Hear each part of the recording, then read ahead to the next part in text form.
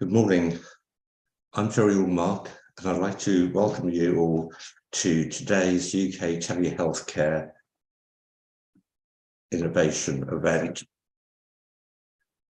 We're just waiting for the delegates to join. I think we're about halfway there at the moment, so I'll give it a few seconds before we launch into today's event. As we move into more and more digital services coming in, the digital transformation and the efforts that our industry are making to work with health and social care and to support them through the changes to delivery of health and social care and the workforce challenges, I think it's really important that we keep members informed of the technology that's available and the technology that's becoming available moving forward. So what we're going to do over the next few weeks is to run a number of these innovation events where our members, our supplier members, will be able to give you some in-depth information about their products and services. But not only that, it'll give you the opportunity to ask the questions, to decide on what's right for you. So I'd like to ask you to take the opportunity today to use the chat box.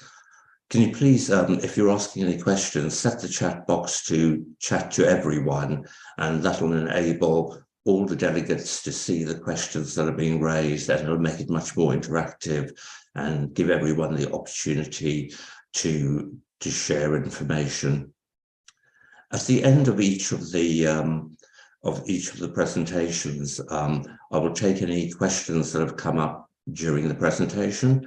And then at the end of all the presentations, if we have time, we'll work through some of the presentations that have been raised by delegates during the registration period. So I hope you find it informative. So I hope you do interact with our presenters.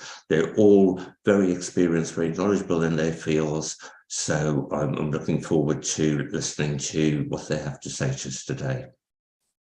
So we've got quite a long program to cover.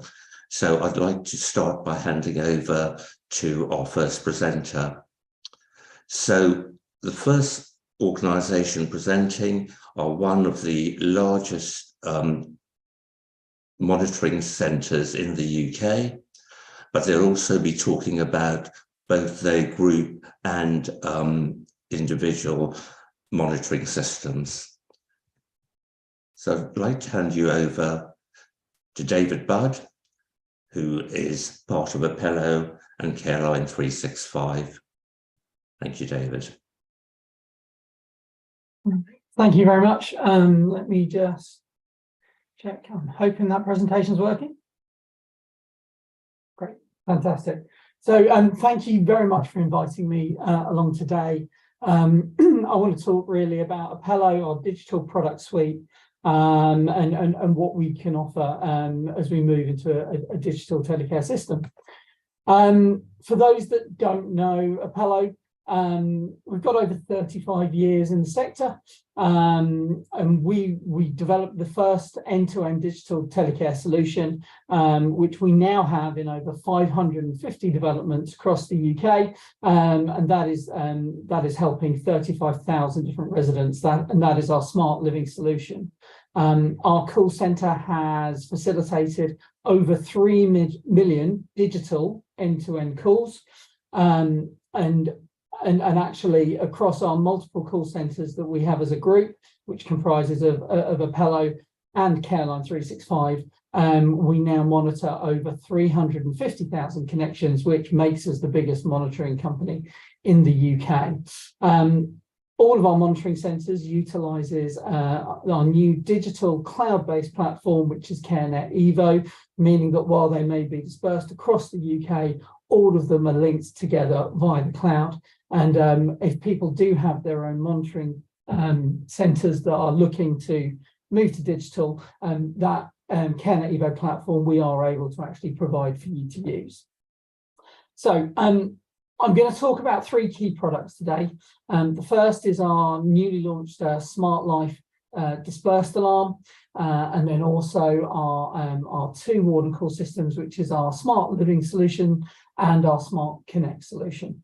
All of which, as I say, are fully digital end-to-end, and crucially, as well as with all our products, are completely compliant with all British standards, which we know are very important to the sector. So first of all, Smart Life.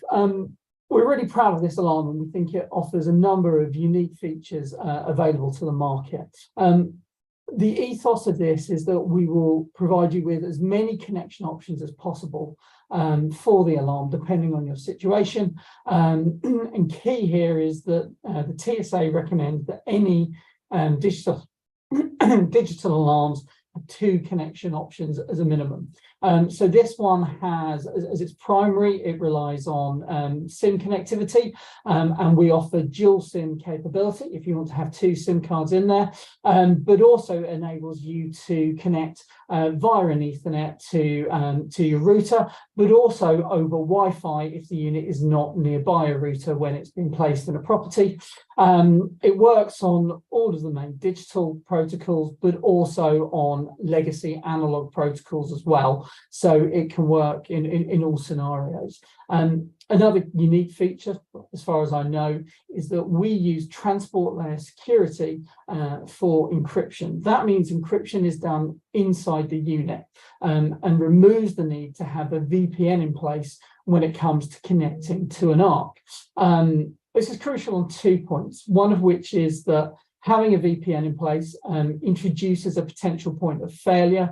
And we know that in the past few years, there have been a number of times when the VPN part of the digital networks that are being used have gone down and alarms have stopped working. That would not have impacted this unit. The other advantage is it enables the fastest connection time possible to an ARC. And in many circumstances, we can achieve under 3-second connection time, which when compared to 30 to 45 seconds it takes an analog unit to dial into an ARC, in a situation of a heart attack or a stroke, that is the difference between life or death, and there's a real advantage that comes with moving to digital. I'll talk about it more in a minute, but it is also compatible with multiple peripheral manufacturers, and I'll say why that's important in a moment. And through our DMP, we also can do over-the-air upgrades to the system. So as we evolve it and develop it, we will be able to upgrade its firmware and instantaneously over the airwaves. It also has, crucially, 24 hours backup. So if there's a power failure, and that includes 30 minutes of continuous talk time. And crucially, in the environment we're in, we also have no supply chain issues. There are already thousands of these units in store in the UK. We have thousands more on the way from where we're manufacturing it, and we also have more being made as we speak. So we are very confident that we can meet any supply that is requested from us. So I've talked about interoperability. We've designed this unit to work with multiple peripheral manufacturers. That is, at the moment, our own.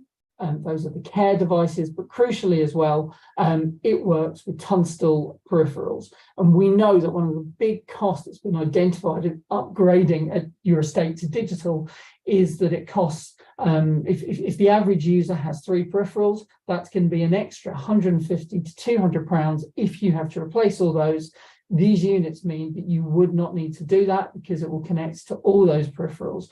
Not only is that very cost effective, but also it really reduces the environmental impact of replacing those devices.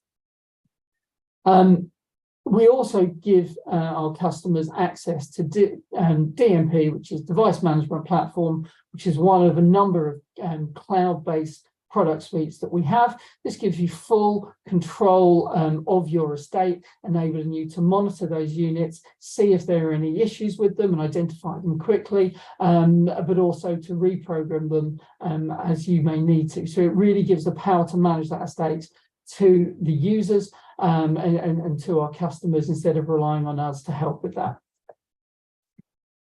Paste it. So that's our dispersed alarm. We also have two very good digital ward and call systems, which are available to our customers. The one on the left is Smart Living Solutions, and the one on the right is our Smart Connect. Now, Smart Living Solutions, it's a tablet-based system, as you can see, and it really takes advantage of all the capabilities that digital should give us. It enables a number of new features, things like video calling between properties, video door entry, so if there's a door entry system attached. I'm OK features are on there as standard. You can even build into it things like fault reporting, and actually we can tailor the display to individual users' needs. It also will give users the ability to mirror that screen to any tablet or phone that they may have, meaning they don't have to use it at the wall. And it's really important it's connected to the wall, because that means it's British Standard compliant, but it gives users the ability to take advantage of that, to answer the door from the comfort of their own chair, instead of having to always walk over to the wall. Smart Connect is more of a lower cost replacement to your platform that you already have, or your ward and call system that you have. It adds in all the digital functionality that you need. It is fully digital, but will often work on the infrastructure you have in a property as it is.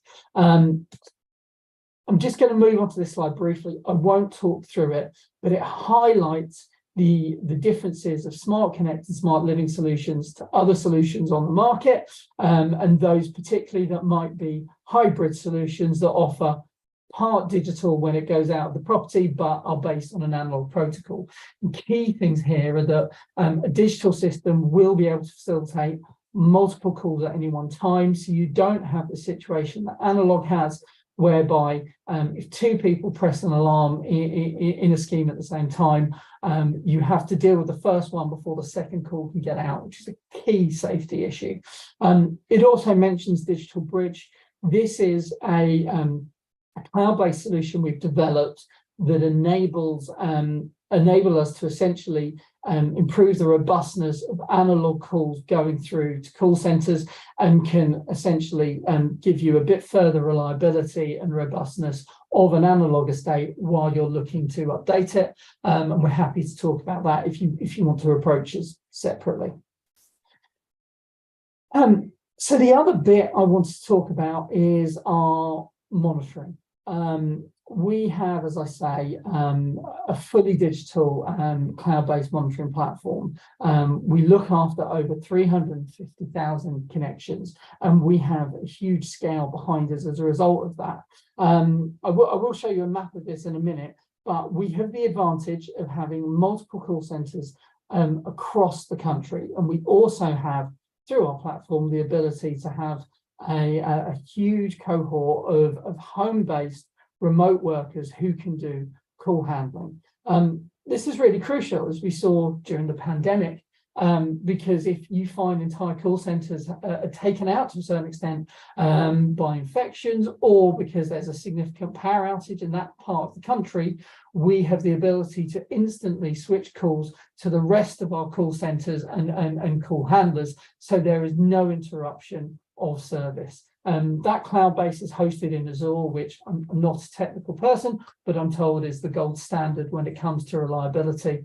And because we have this scale, we do have capacity to take on large-scale customers who are looking to move providers without having to significantly increase the size of our monitoring team and go through that huge training, because even the biggest contracts would only be a small percentage increase in our overall customer base. And because I'm getting asked this question a lot, we do have a lot of experience of moving customers from other platforms, and that includes moving from UMO. We've been doing that a lot recently, and we've got a good roadmap to do that quickly and efficiently and safely, more crucially than anything. We are, of course, TSA accredited, that goes without saying, and we're really proud of our performance against the TSA key criteria. I checked this morning, and our February performance, we answered 99.34% of calls within 60 seconds. But also, by using our digital platform, you will get access to Apello SBR. This is known as single best record. And what it does is gives you the power to take control of your customers, their data, and to understand what's happening with them. And this is particularly useful when it comes to monitoring schemes. You may have wardens. They can see who's used their alarms overnight. You can access all your data reporting from that. You can change people's details. You can add people in. You can take them off, and it means that you can control your suite of data, your information, and your customers from the palm of your hand, whether it be a phone, a tablet, or a computer. I said I would show you a map of where we are. We are nicely dispersed around the country, meaning that even if half the country was taking over, we would still have operating call centres, and crucially, we won't be impacted by things like brownouts. It also means you can visit us in one of our many locations. The final bit I want to talk about, and I think I've stayed on time, is damp monitoring. This is quite crucial because we know that through the awful tragedies that we've heard about in the press in recent months, that there is legislation now being put forward that means that people who own estates properties with residents, social landlords, will need to be proactive in monitoring damp and mould. We've not launched this to the market yet, but we'll be trying it with clients in the next few months. And this will enable people to proactively see if the conditions are potentially occurring in properties that will lead to damp and mould, enabling you to be ahead of the legislation and to cover your responsibilities. The idea being that you are in control, you can stop problems before they occur, and crucially keep residents safe. We will be talking about this more as we launch it, and certainly at the TSA event we'll be able to demonstrate this, but I thought I should mention it now because it's clearly something that is on people's radars. That has been a whistle-stop tour of our products. I've managed to keep to time, which is incredible. So I think now I open it up to questions. David, thank you very much for that comprehensive review. Interesting, one of the points you made around the interoperability side and the cost savings. I think that's just so important today, where a lot of our provider members are looking to replace their own analog units with digital, but any cost savings they can make is paramount, really, to be enabling them to continue to provide services to those most vulnerable people.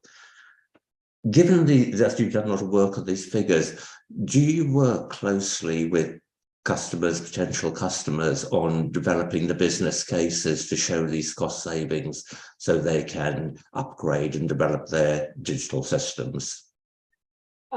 Absolutely. And I mean, it very much should be a partnership when you start talking to customers about this. And I've spent a lot of time over the last few months working with people and inputting into their business cases that then go to their executives and the decision makers, to offer them a range of options of how they can move to digital, because we know that there is a cost, and I don't know any organisation in the public sector that has this money just sitting there. And so we don't just look to try and make it as cost efficient with things like the interoperability, but we offer different ways of financing it. And I'm really happy to talk to anyone about the range of options of how we can do that. And that includes some people who are talking to us who are saying that they run their own telecare schemes, and for consumers as well as private, and they run their own ARCs, and they no longer see that as cost effective. And we're working with people to see if we can take over that while also ensuring people are upgraded to digital. And there's lots of ways we can do about it. And flexibility is core, because no local authority, no housing association is the same as the other, and you need to make it work for them and their users to actually take them on that journey. Thank you. So Simon Wolf asks, one of the joys of Umo is that they allow third parties to integrate with them by pushing database alerts into it. Does your response center platform allow for integrations? It absolutely does. We've done integrations already.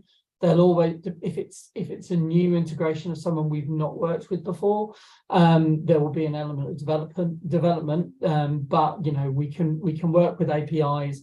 We have the capabilities, and the future of telecare will mean that we want to be able to work with all the great range of technology that's coming to the market, that are going to enable us to improve the service. And that's one of the great things that happens with digital. So yes, we can. We need to get more detail before we confirm how that will work and how long it will take.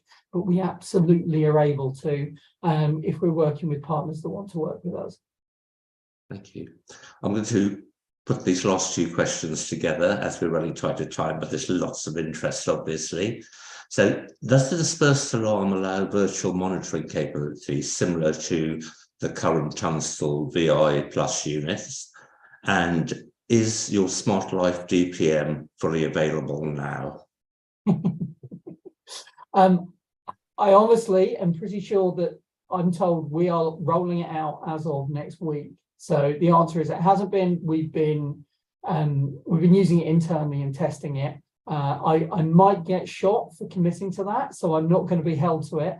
But the meetings I was on say that it is going to be released to customers in the next week or two, or at least we'll start releasing it. So apologies if that's a non-committal answer, but we are going to be rolling out very, very shortly. Thank you. Thank you very much, David. We'll see you at the end of the event, hopefully, when we'll have some time to go through some more questions and discussions. But once again, thank you very much. Thank you. So I'd now like to ask our next presenter to pick up their spot. So our next organisation is KeySafe, and presenting for them is Nikki Ledbetter, the Client Support Manager. Thank you, Nikki. Thank you, Jerry.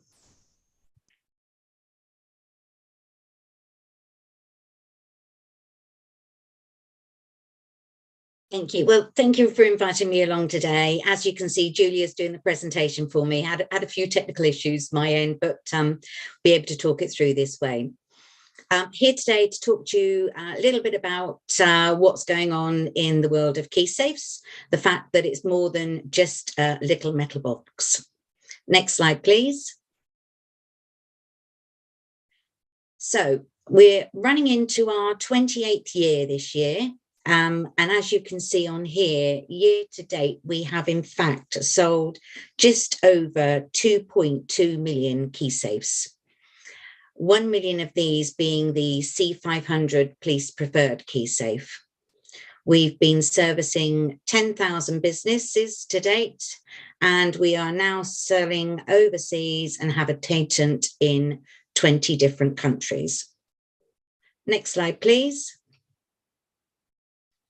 So, with regards to the key safe, as you can see, what we have is we have the house here with all the different pieces of technical information and technical pieces of equipment that would be required to keep somebody safe within their own home, which is great. We recently conducted a survey, and in this survey, we found that 36% of older people put falling as top of their main concern. So obviously they have all the pieces of technical equipment to help them to prevent that. But without being able to gain access, how does the responder help? And this is where we come in with reference to a key safe. But it's not just which key safe, why do we use it, and how do we use it? So if we can go on to the next slide, please. As you can see here, we have very many different key safes to choose from. And when you're looking at a key safe, it's basically finding out what should you consider when you're choosing one. Should it be a temporary one or a permanent one? Capacity. What does it need to hold? Does it need to hold keys? Does it need to hold a key fob or a key card? Security. Basically, who's going to be accessing it and where are they going to be accessing it? Is it going to be down for internal use, or is it going to be used outside a property? And of course, we always have to bear in mind who will be using the key safe.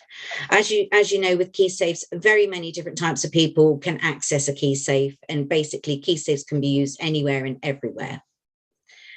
So if we can go on to the next slide, please. So what we have here is one of our temporary solutions. As you can see on the picture here, we have our portable one, which can easily hook round a gate or round a chain. We also have another temporary solution as a key safe, which is known as our J5.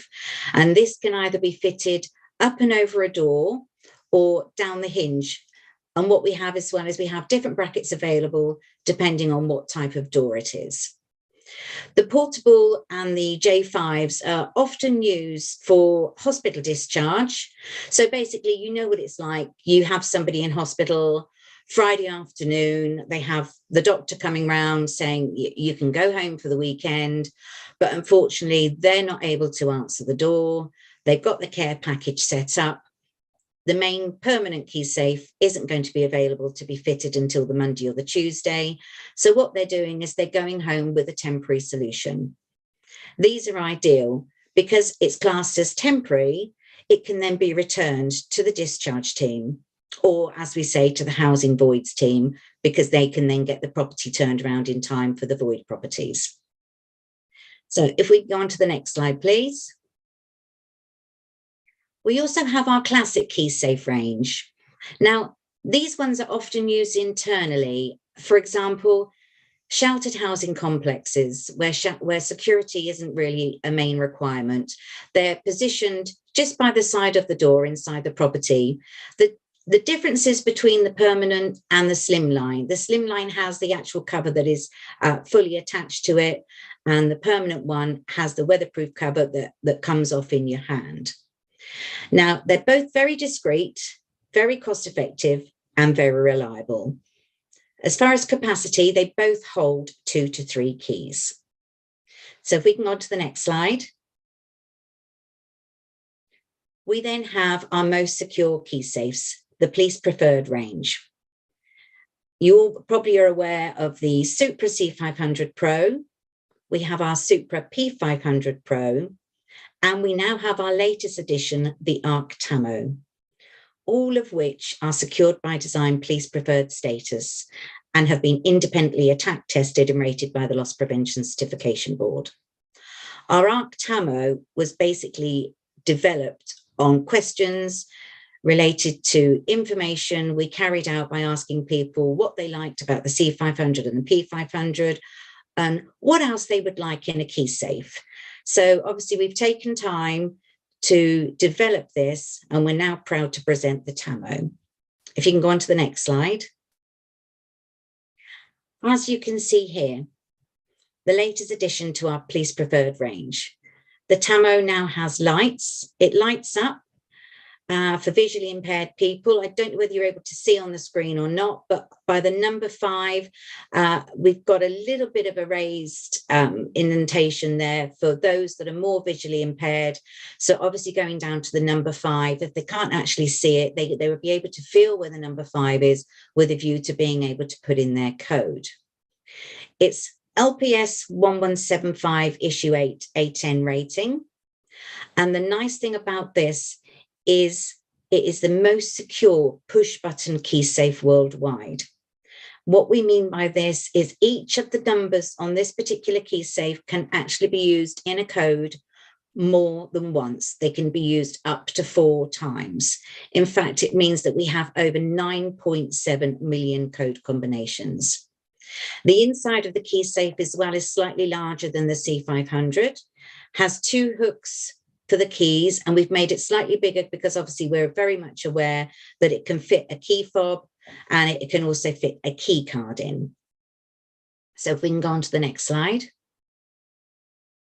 Okay, so we have another product that we've actually introduced, and this is our key call. It uses QR code technology to manage information when necessary and accessible. So what this basically does is it's digitally tailored to manage and share important information with the intended recipients, exactly where and when it's needed on multiple locations. So it can be used for a certain number of private customers, private people that you only want to share it with, or you can make it public. If there's a public piece of information that you want people to know about, they're actually able to go and scan it and be able to give a public message.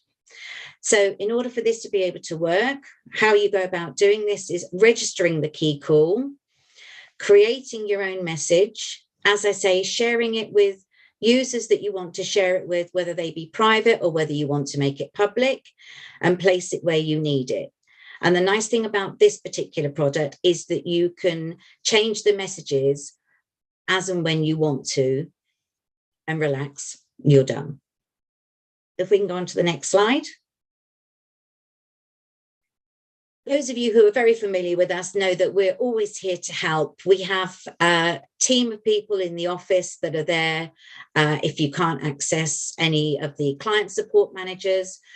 We're always here to offer advice and support for access solutions.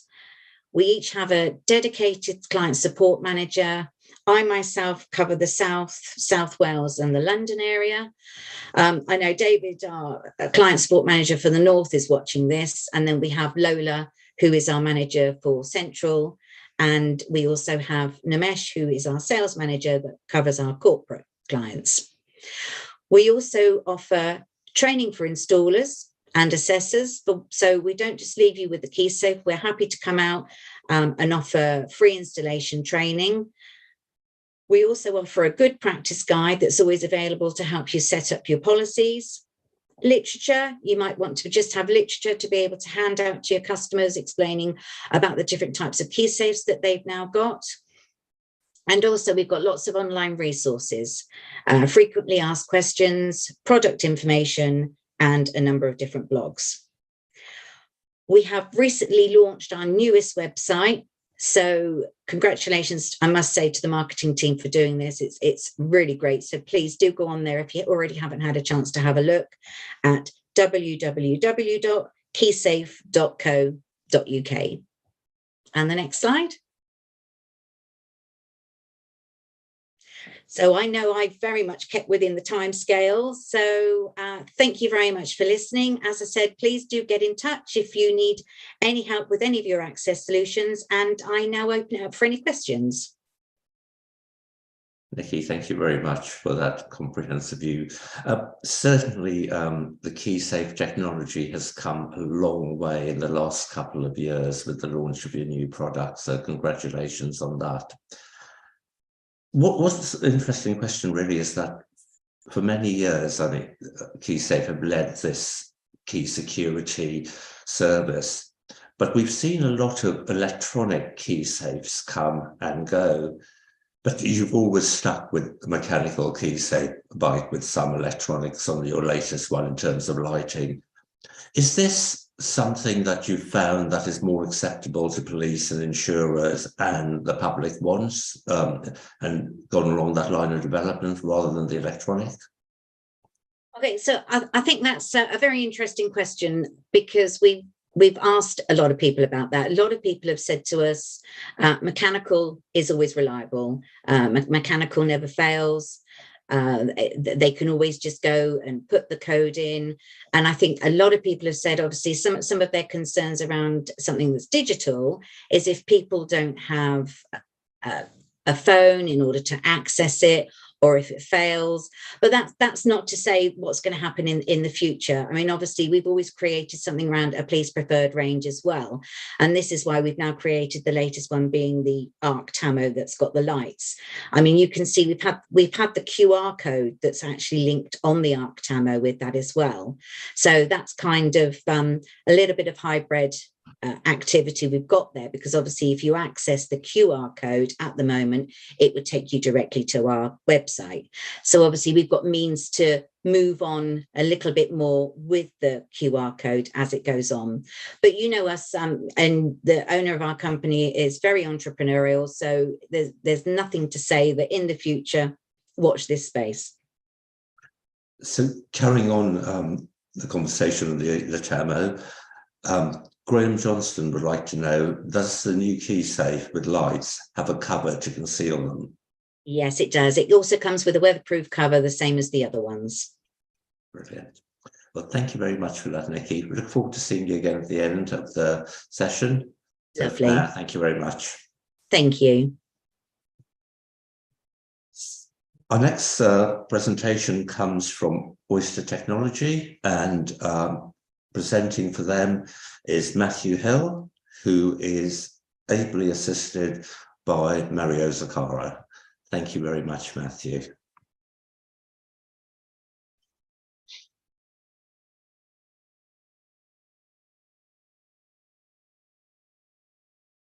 Hopefully you can see that. So before we start, I'd just like to say a big thank you to UK Telehealthcare for allowing us to present to you guys today. Just a quick introduction. My name is Matty. I'm an account manager at Oyster, and I'm joined by Mario, who, as most of you know, is our founder.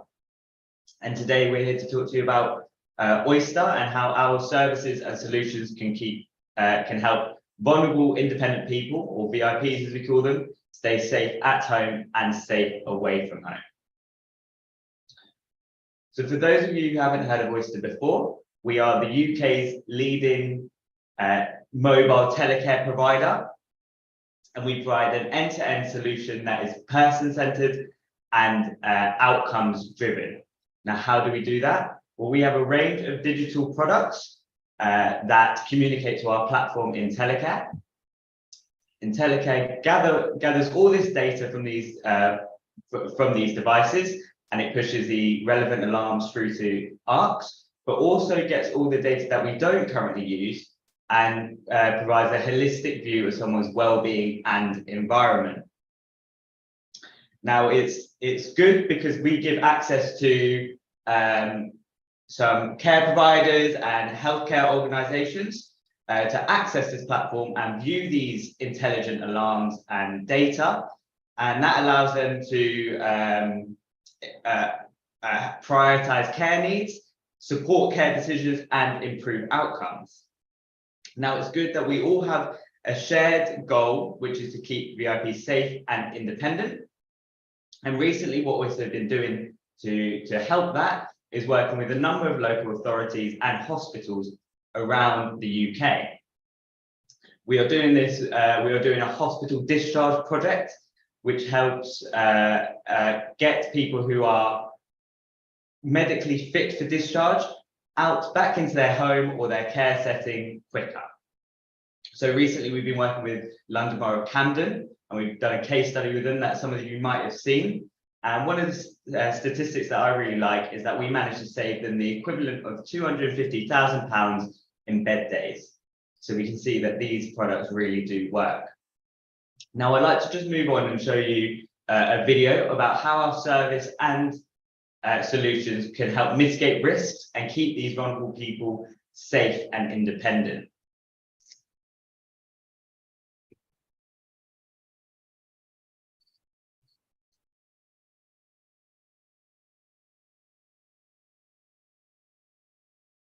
Oyster helps to bridge the gap between health and social care with technology that helps people live safer, independent lives for longer.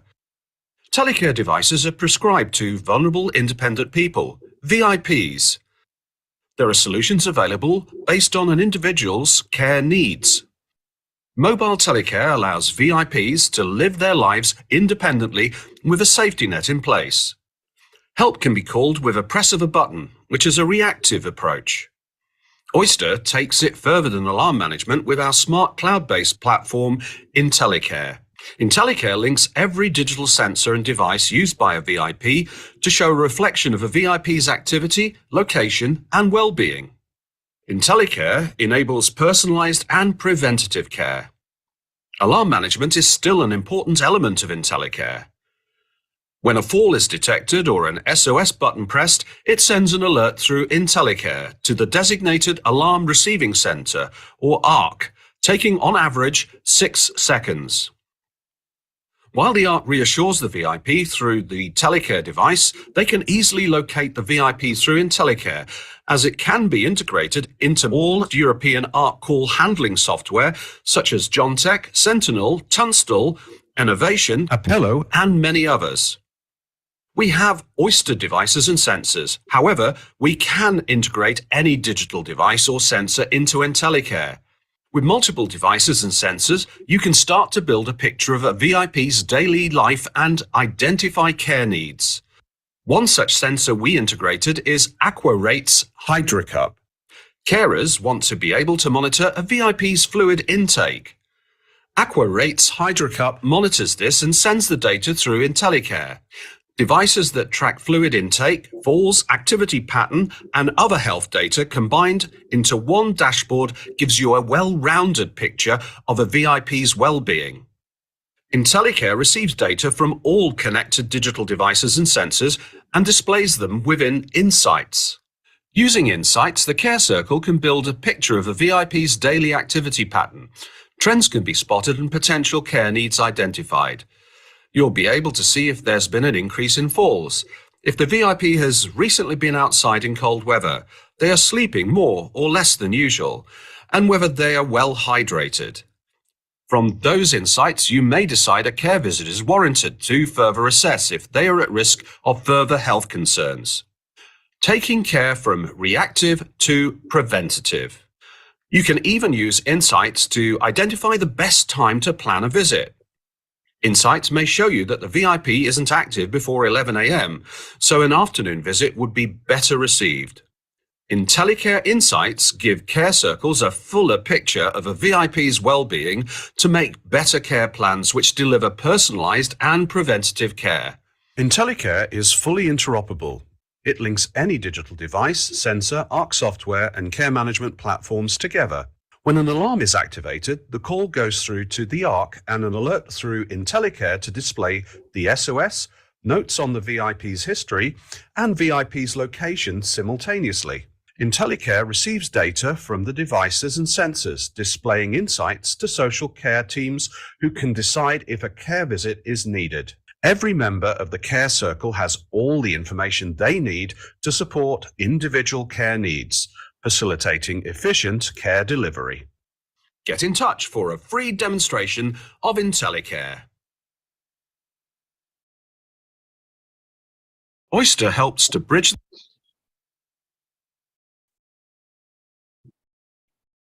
So I think hopefully you can all hear me still. So one of the things I wanted to just share with you is something that we think we do differently. So one of the things we spend a lot of time with organizations, social care teams, to help them to take away the pain that they feel today. So here at Oyster, what we do is we will go through a whole process, work out a process map with them. So we will ensure that we set the devices up for the clients. We test those devices through. We work with the various different technical teams within the control rooms or the social care teams to ensure there's a whole process flow. We provide bespoke training. So we've currently trained around about 4,500 OTs across the country. And we continue to train those to give them the best information possible. So when they're making their prescribing, they understand what it is that they can get from us. And we work on a whole process of returns and device reprogramming. So what we've noticed in the market is there are, whatever the type of device is, there are lots of people using devices and lots of people not using devices, from mobile to analog and digital button and boxes. So our objective is to help you to save money, but to ensure that the products are with the people that need them and that your data is clean. So we follow a whole process, returning devices to us, refreshing them and sending them out to new people for you. But the whole point is sometimes you don't need a bigger budget. Sometimes you'll find a huge amount of your estate isn't actually being used. And so therefore we recycle and we remove them and put them into the people for you that actually need those devices. So it's all about working together on an end-to-end experience, but basically reducing costs and making a better experience for you and for your VIPs. So as we've alluded to before, we do offer a range of products. We can also integrate many digital products as well. Sorry, any digital products. What I do want to talk to you about today is our newest product, the Oyster Rio. And the reason I want to speak to you about this product in particular is because of the recent changes that are going to happen. As I'm sure many of you are aware, the analog to digital upgrade. And this is our innovative upgrade solution. So it's sticking to our beliefs of people need to get exercise and go outside and still be healthy, but they may not want to wear a pendant-like device around their neck whilst they're in their house. So our solution, Oyster Cloak, combines the Oyster Rio and a sensor, smoke sensor, or one of our other sensors. And we work a bit differently. So we aim to have all of our products standalone. So there's no gateway, there's no single point of failure. They are all standalone, communicating through to our platform. So if the power does go out or the Wi-Fi goes down, our products and peripherals are still working. How our smoke sensor works, that's different to your typical smoke sensor and the dispersed unit, is that it communicates straight to our platform. So when there is a smoke alarm or fire alarm going off, what it does is it sends an alert to our platform in Telecare, and Telecare can set up a call directly through to the ARC and any device. So that doesn't have to be our Rio if they don't want a Telecare solution. It doesn't have to be our Rio, it can be their mobile phone, neighbours' mobile phones, family members' mobile phone, or any device. And it does this up to 5 devices simultaneously. I think what Matty means there is, at the moment in the market, you make a call from the button and box to a control room. What we do is we make a call from our platform to up to 5 different devices within the property. So from the ARC to 5 different devices. We've been working with a number of fire services, and they've seen a reduction of around 25–30% of false alarms, which means you're sending out 25–30% less fire systems. Yeah, exactly. And our Oyster Rio is a hybrid model. So there's 3 different use cases for this. For someone who needs to be safe indoors, wants to be safe outdoors, or wants to be safe in and outdoors. So it's a viable digital upgrade option, which replaces the analog button and box. And it's an opportunity for the market to move away from continuously implemented 40-year-old technology and using a different solution. Hopefully we're all the same, right? We're all getting a little bit older, and we all know that one of the things we like to do is to visit our friends, visit our families, and to go to the shops. So we have tried never to do something that will allow us to remain in the home and only be safe at home. We want the VIP to be safe at home and to be able to go outside and to be safe outside as well. Any questions? We ran over.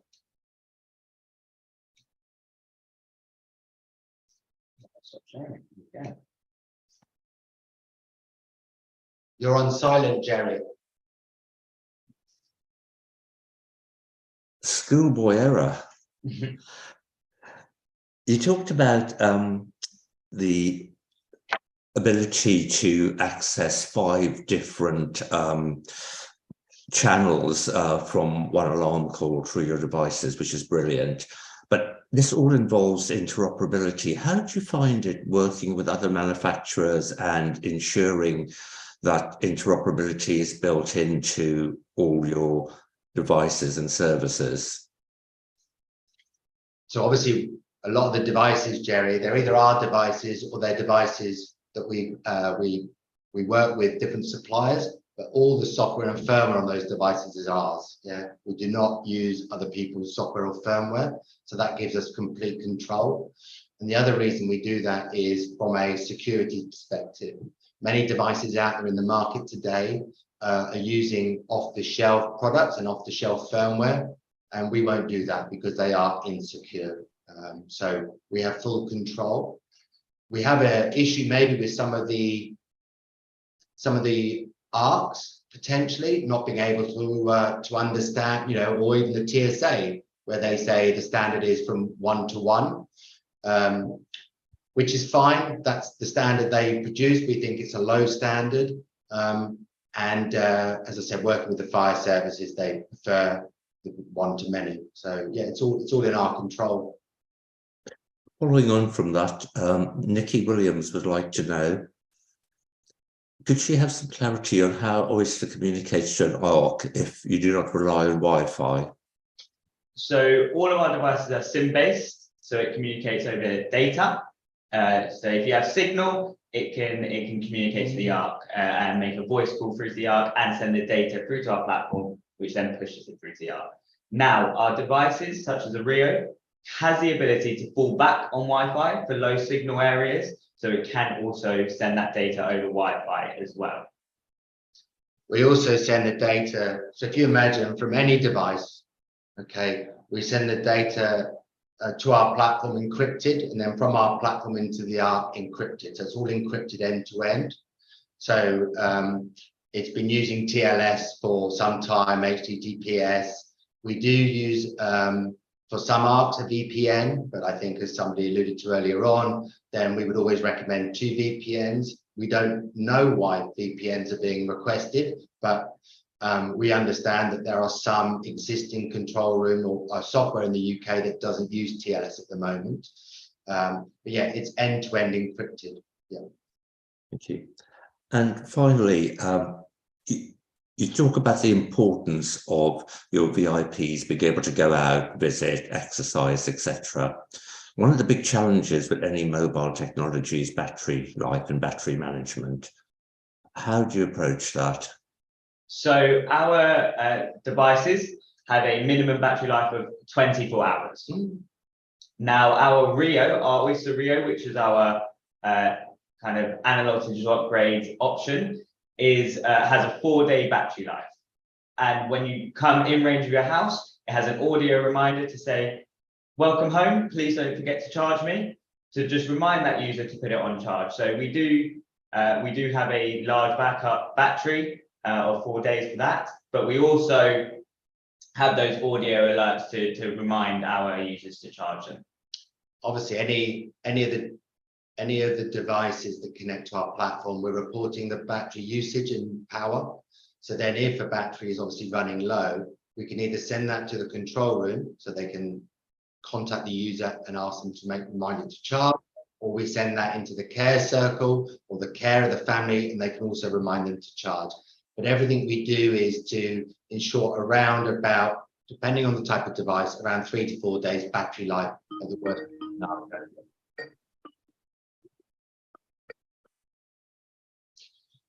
We recently had an incident in Buckinghamshire where the internet and the power was out. And it was quite interesting because it was down for 12 hours.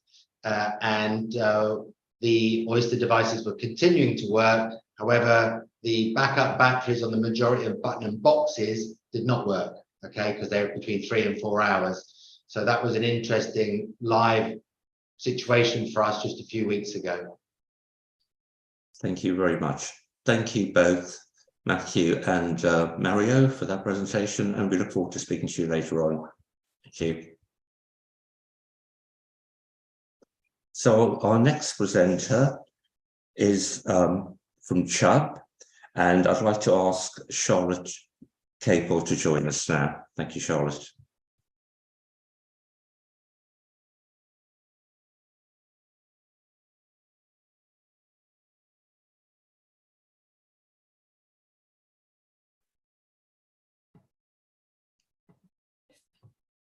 Morning, everybody. Sorry about that there.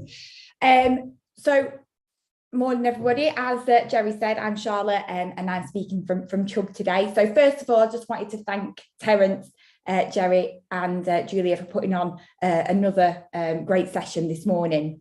So I'm going to be speaking today about our Care Unity digital product, which is our 4G dispersed alarm unit that we have brought to the market. Now, I'm sure that many of you have seen this product before. It's something that I've presented on this very forum before as well. So I'm just going to run through it really quickly. And then I'm going to go through what we've learned over the past 2 years and the changes and things that we've made, since we've actually brought this to the market. So here is our unit. This is our button and a box unit, and it is a 4G digital alarm unit. So in terms of the looks of it, you've got your nice 3 big buttons on the front. It's really familiar to service users, and it comes with standard with a greater than 24-hour backup battery. So as David spoke about at the very beginning of the presentation today, multiple communication pathways is something that we were also really, really intent on bringing to market here. At the end of the day, for all its bells and whistles and whatever else we can put on these units, it has to put a call through when somebody needs help. And the more communication pathways we can have, the more redundancy we can have, and the less risk.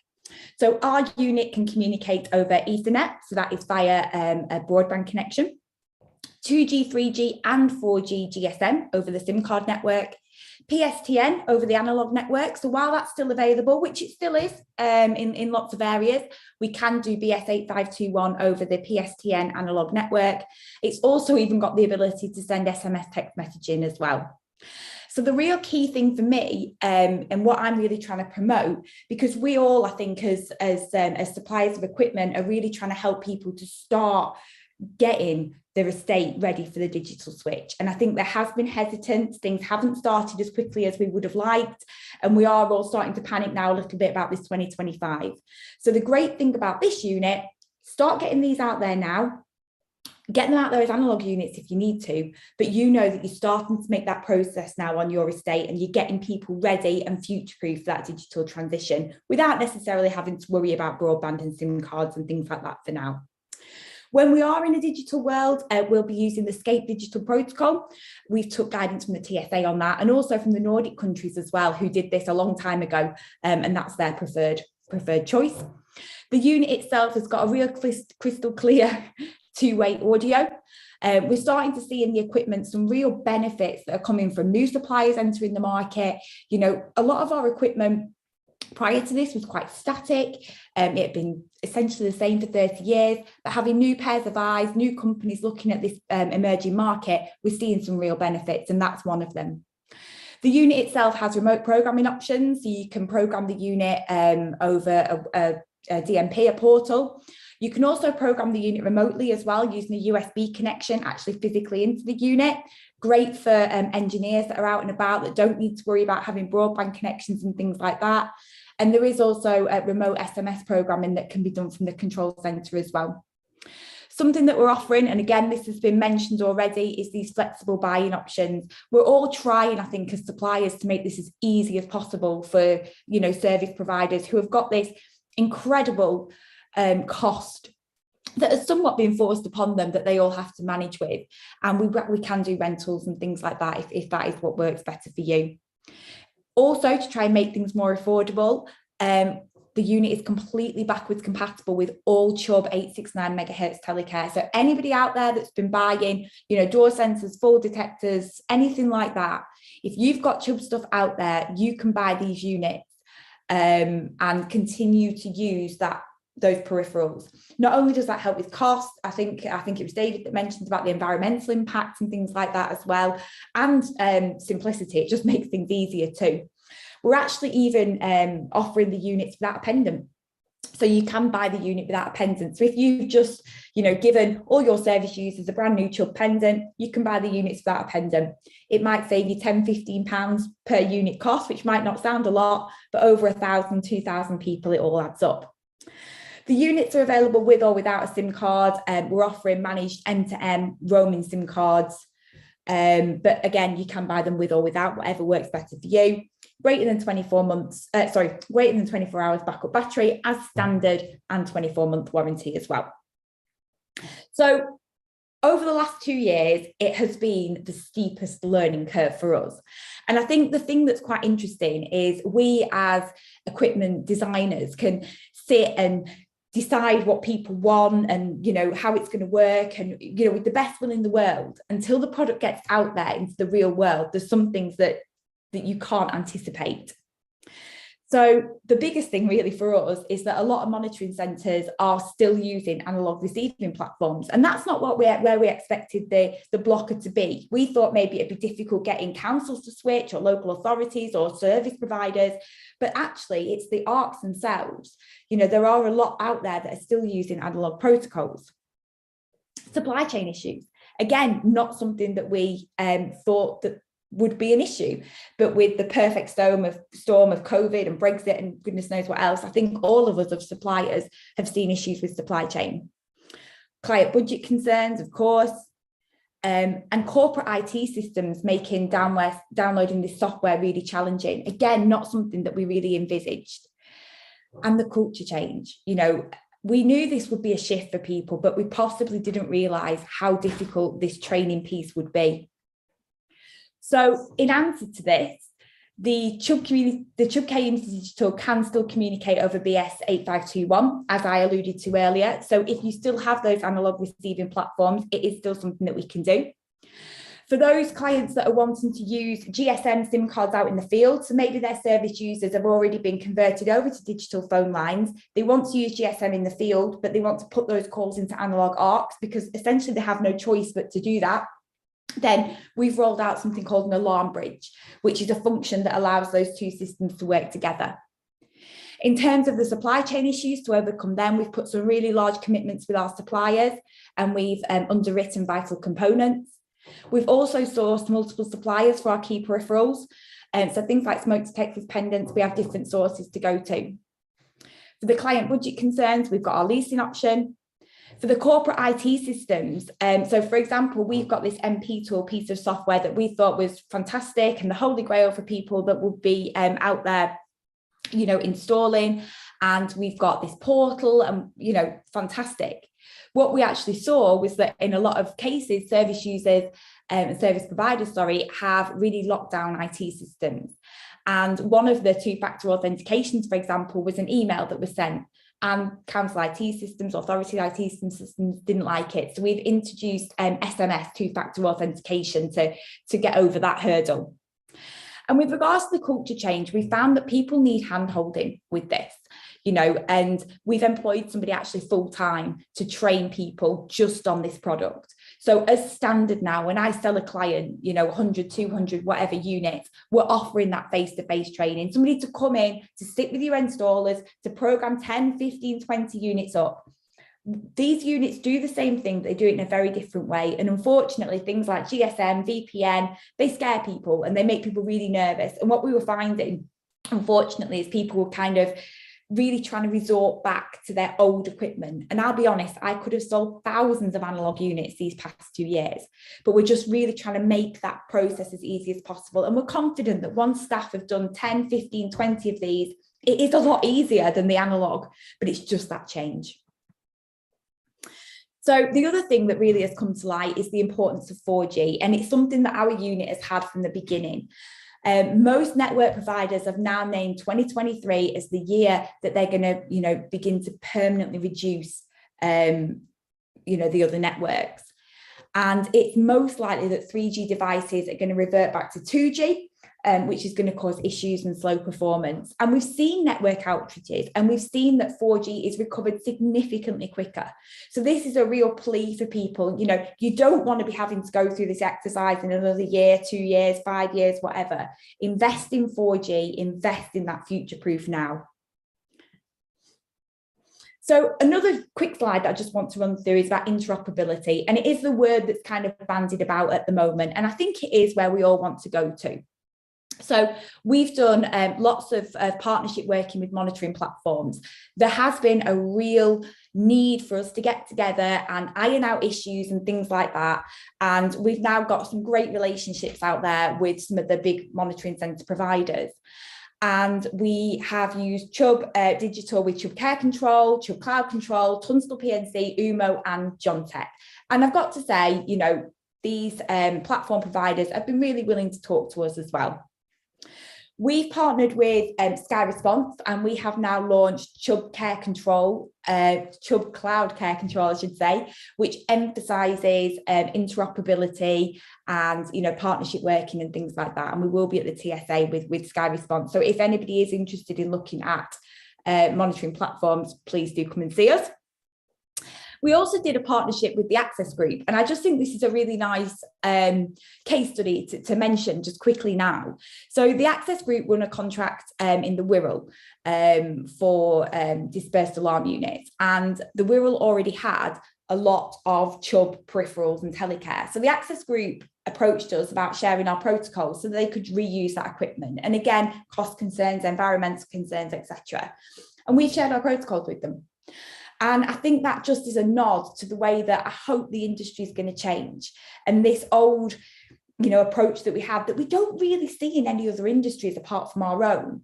I really hope that we're all going to start working together more, and it's going to benefit the customer. It's going to open up the market, and, you know, it can only be a good thing.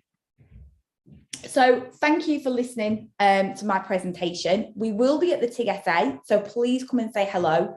I'm also really, really keen, if anybody does want to have a look at our units, more than happy to get some demo units out there. I know it's difficult for you to get a real feel of the unit from a PowerPoint presentation, and so much of it, you know, you can't learn until you've got the unit in front of you and you have a go at programming one up. So please contact me, any more information at all, and please do come and say hello at the TSA. Thank you very much, Charlotte. Lot covered there. So, question from Gordon Grove. Yes. Is your Ethernet data encrypted?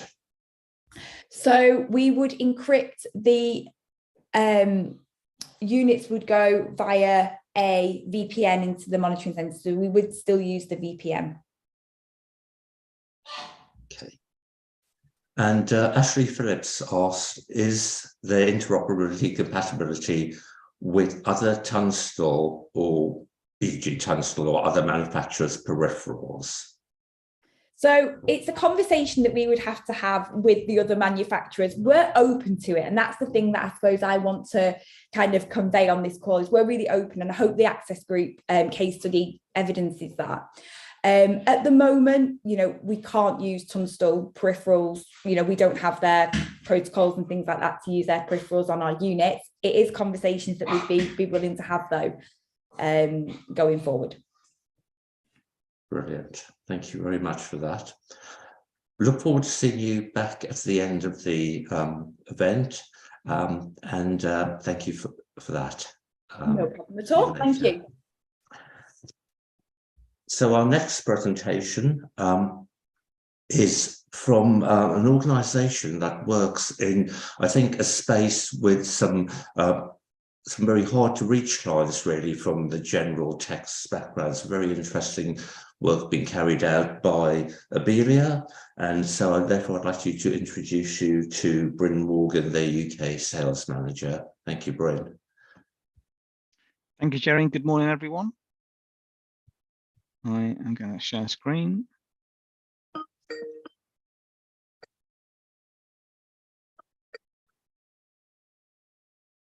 Is that okay?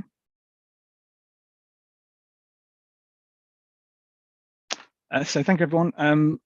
We've had a presence in the UK for nearly 50 years now, although we've only been owned by Abelia for the last 9 years. So sorry, Bryn, we can't see your screen at the moment. Great.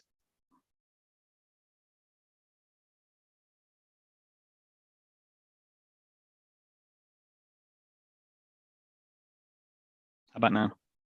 Yes, so you just need to put it into display mode, presentation mode. Is it not in it now? No, it's showing the slides down the side. What now? No, it's still showing the slides down the side.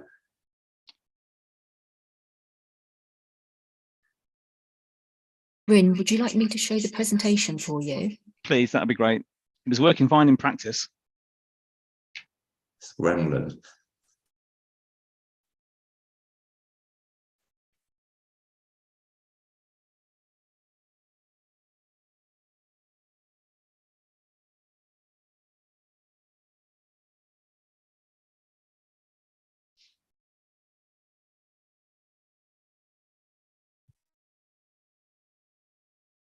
Thank you, Julia. I'll start again. Yeah, so we've been around for nearly 50 years in the UK as presence as a company called Toby Churchill, and we were acquired by Abilia, a Swedish business, 9 years ago. So they've slowly been bringing some of their solutions that they've used widely in Scandinavia over to us in the UK. Next slide, please. So in the UK, we work in 4 different areas. Starting at the bottom, alarm. We are the sole importers of the MFIT epilepsy detector and the safe bed monitor. Environmental controls is quite a niche product within the NHS for people with severe disabilities to be able to control their TVs, doors, windows, and things like that. Communication, which is the original Toby Churchill device that gives people who haven't got a voice to be able to speak through a technology. And the bit that I'm here to talk to you about today is our cognition solutions, which are very widely used across Scandinavia, but relatively small in the UK. Next slide, please. So we often get asked about what is cognition, what does it mean? So we're probably aware of a lot of people who perhaps can't comprehend time the way that most of us do. So can't tell the difference between what is 10 seconds, what is 10 minutes, and what is 10 hours.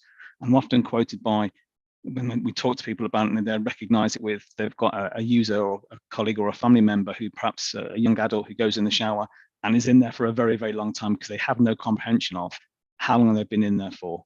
And then a little bit indignant about the fact that mum or dad has to come in and tell them it's time to come out. So we have some solutions that kind of help change that scenario, but that's an example of that scenario. Next slide, please.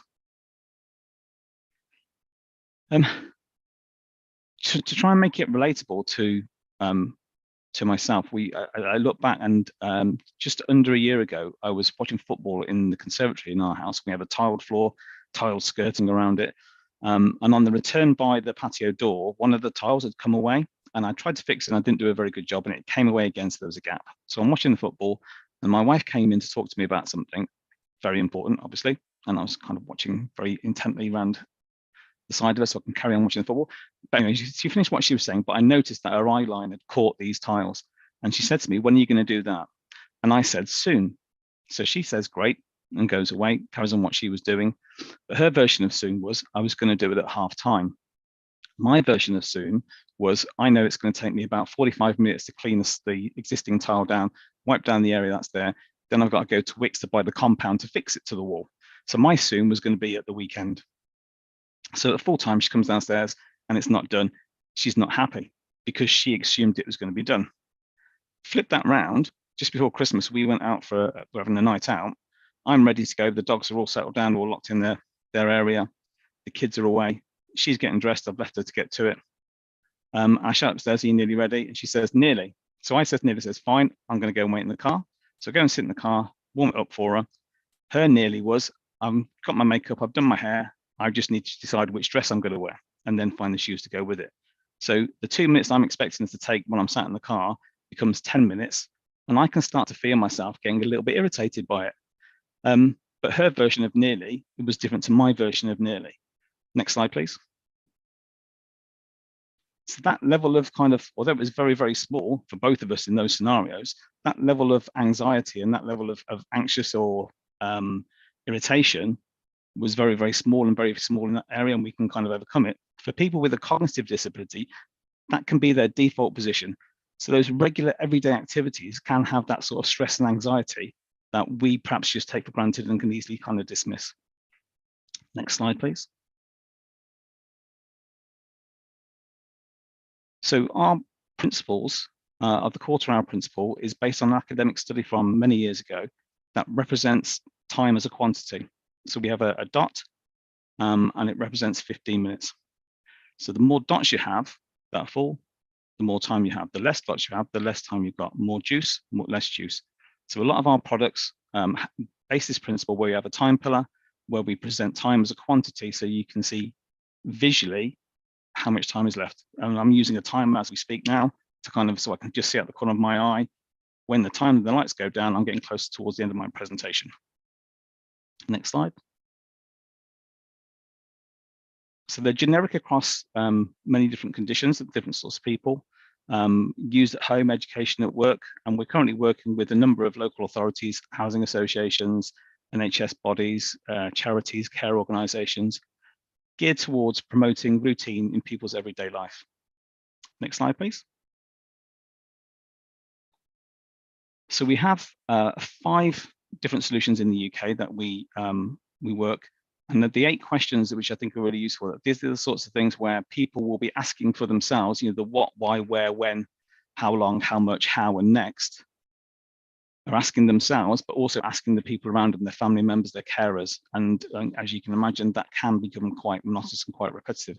But if you give people the ability to be able to answer some of those questions for themselves, it can relax the situation, it gives people predictability, it puts them in control, and as we said, it increases security. And it's all about knowing what's now and what's next. And you know, we have the 5 solutions because we recognize that it's not a one size fits all. Different people will work best with different products. Next slide, please.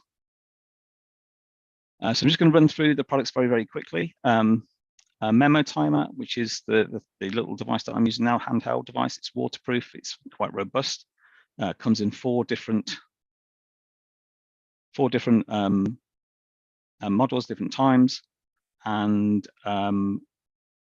just as a for example, as I mentioned, that we have commonly used with young people when they're in the shower. Hang it up because it's waterproof. Hang it up, and they can see with their 10-minute timer that they are coming towards the end of everything that they need to do in the shower. So it allows them the ability, that sense of time, to be able to come out when they need to. We've using them in work placements where people within on an internship are going in, they're actually getting on really well with their job and their work, but when they go for their coffee break or they go for their lunch break, they don't come back. And that's not a case of not wanting to come back, it's just that they have no comprehension that they've been away for 15 minutes. So they put one of these discreetly in their pockets. At the end of the time, it flashes, vibrates, makes noise, but you can configure it so it does 1 or 2 or 3 of those things. It vibrates in the pocket and it knows that it prompts them it's time to return back to their workstation. We've used it in the dementia setting. There's a lady who went to a day centre, and after lunch every day she would get quite irritated about ready to go home, and the carers gave her one of the longer timers and said that she'd be going at the end of that time period, and it allowed her to kind of be more, well, it gave her the support to be able to just sit. She did knitting, and she was able to look at the timer, and she was able to kind of comprehend using the timer as a way of calming things down, and it obviously meant the staff had more time to do the other activities that they needed to do as well. Next slide, please. Memo dayboard, which is a magnetic whiteboard. The picture doesn't show it very well, but there are red diodes alongside the numbers on the left and right hand side, which represent the 15 minutes. The board can be configured however you want, by putting pictures on there with the magnets or drawing on there with the marker pens. Alarms can be built in to prompt someone to take medication, to take a drink, whatever it might be. We have a gentleman who's used this in Peterborough, and he just needed that extra level of support to prompt him to take his medication, to go to bed. They used it to tell him, because his routine didn't change from day to day. And that was the difference between him going into full-time residential care as opposed to staying semi-independent as he was.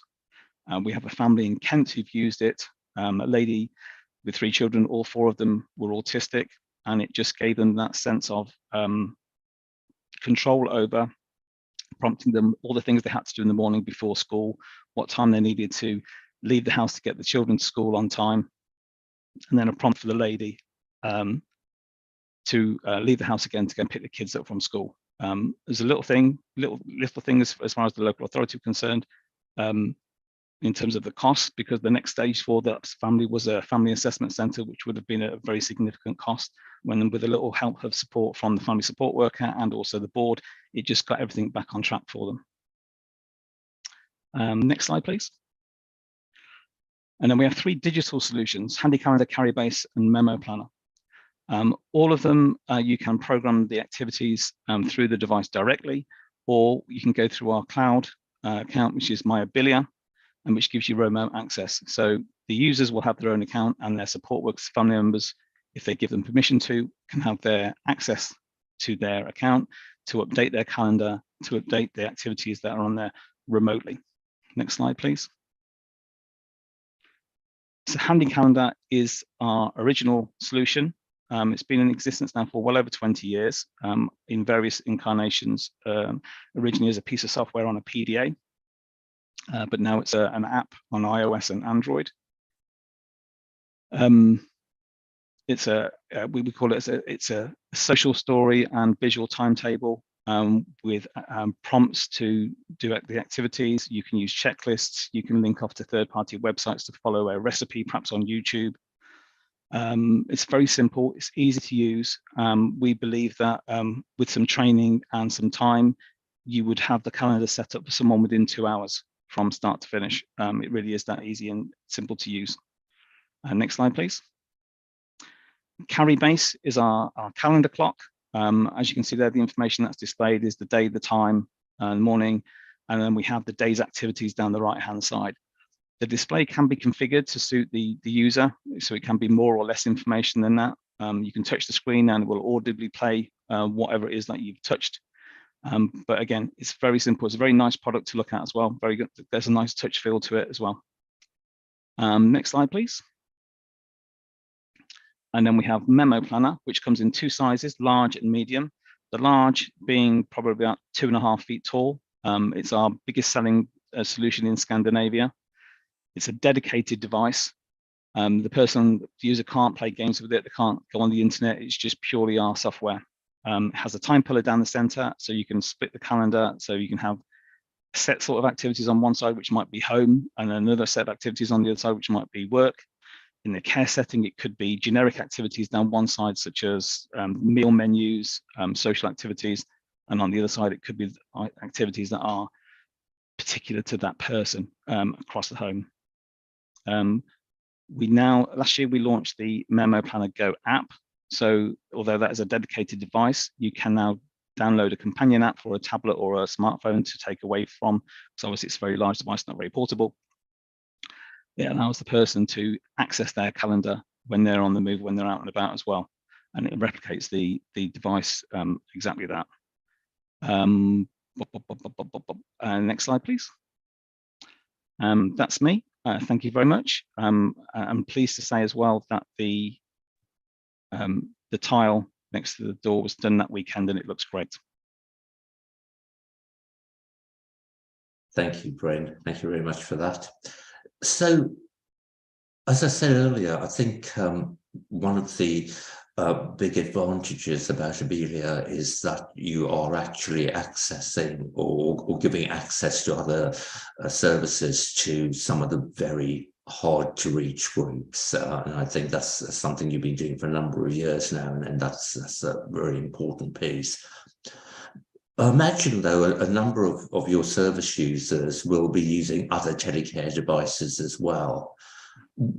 Do you have plans, or are you already working with other telecare service providers or suppliers to ensure that your services are interoperable with theirs?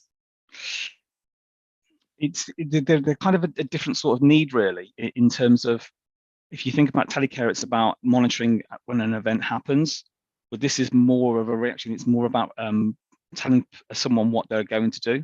It's about supporting them in terms of their daily activities, as opposed to what potentially could be an emergency. So the two aren't necessarily linked. However, I do see further down the line, we are kind of, as you know, we've got a lot of heavy customer base in Scandinavia, so they very much drive our research and development.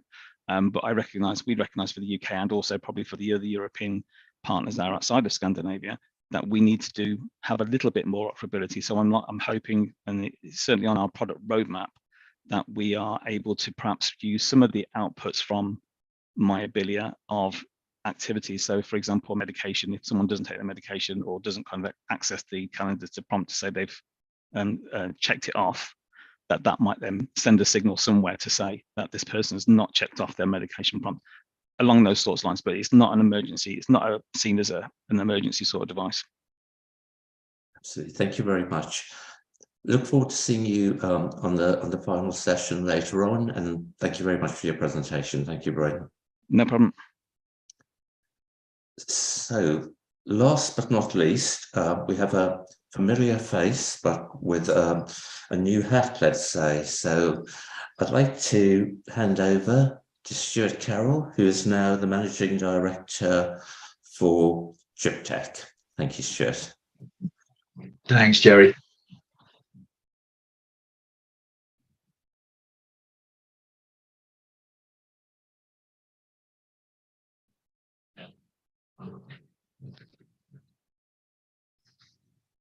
Can you see that?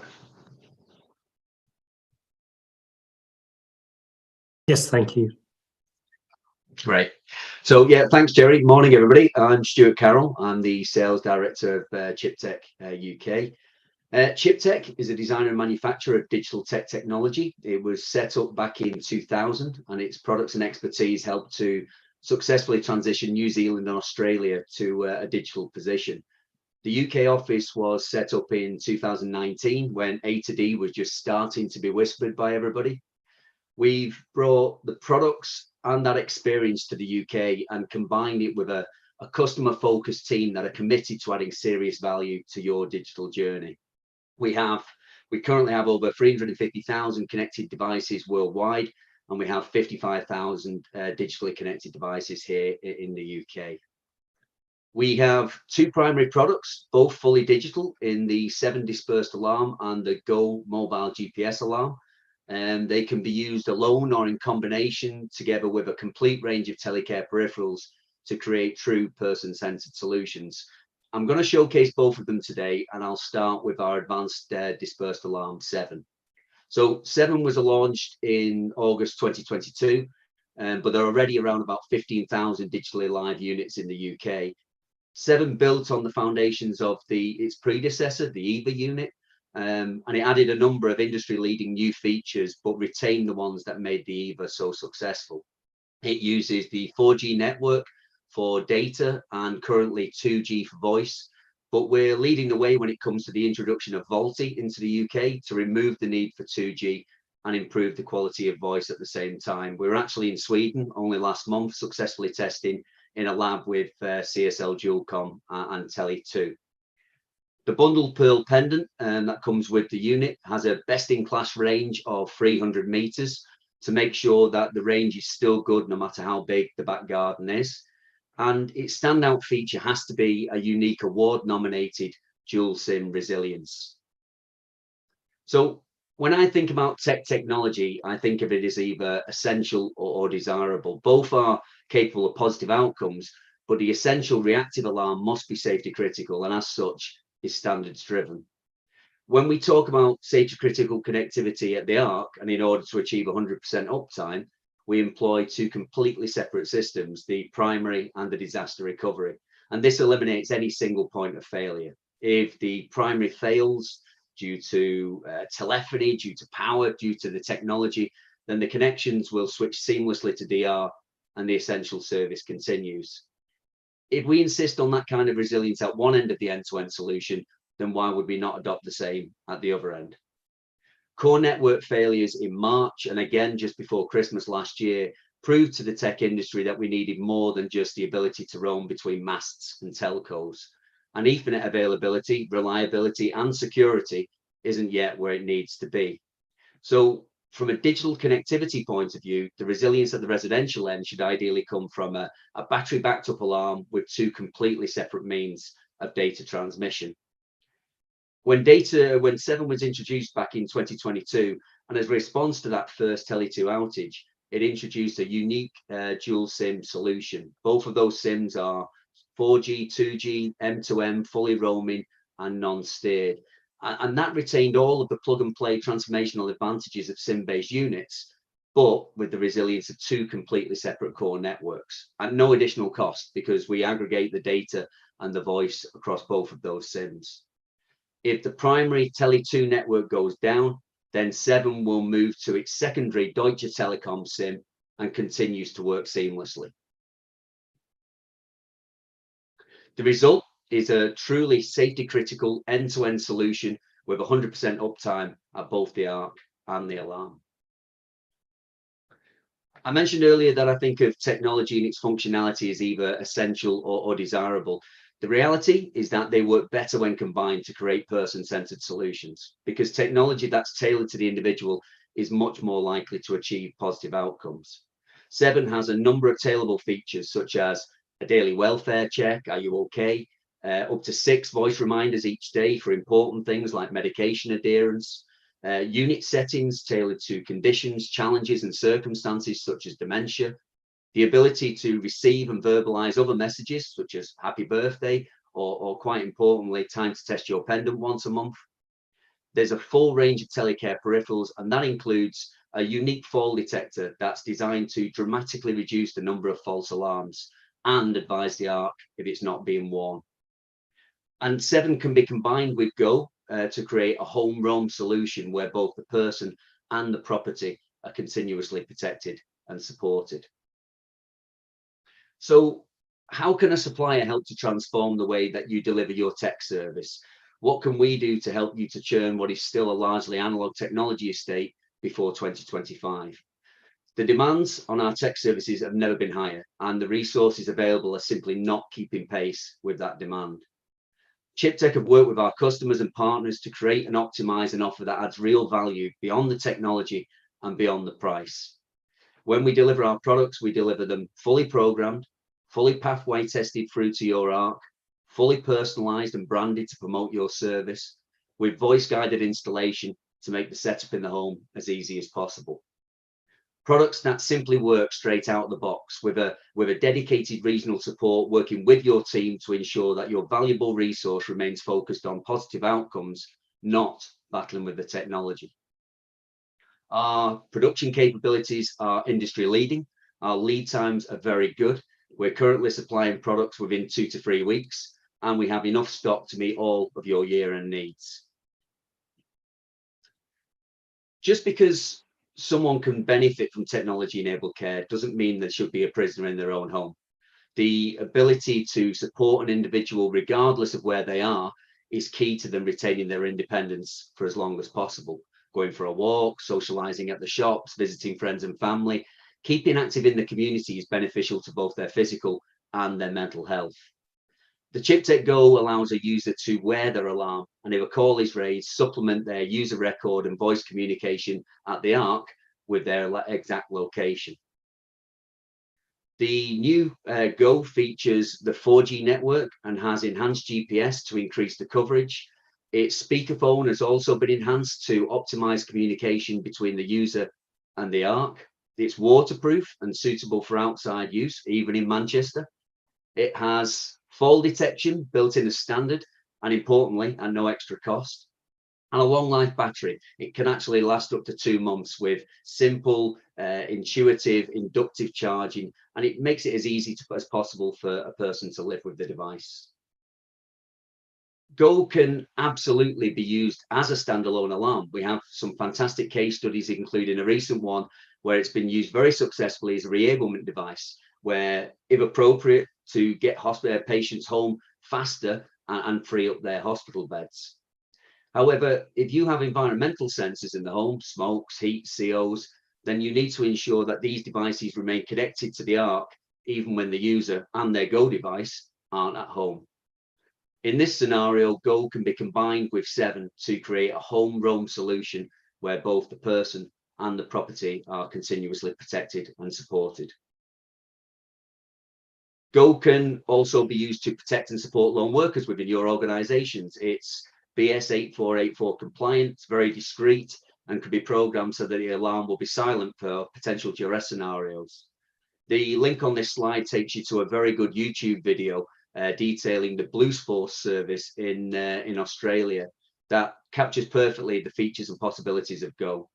You can imagine that in Australia, there are quite a few open rural spaces and big gaps in conurbations, so lots of opportunities for risk situations and incidents where no one is around to help.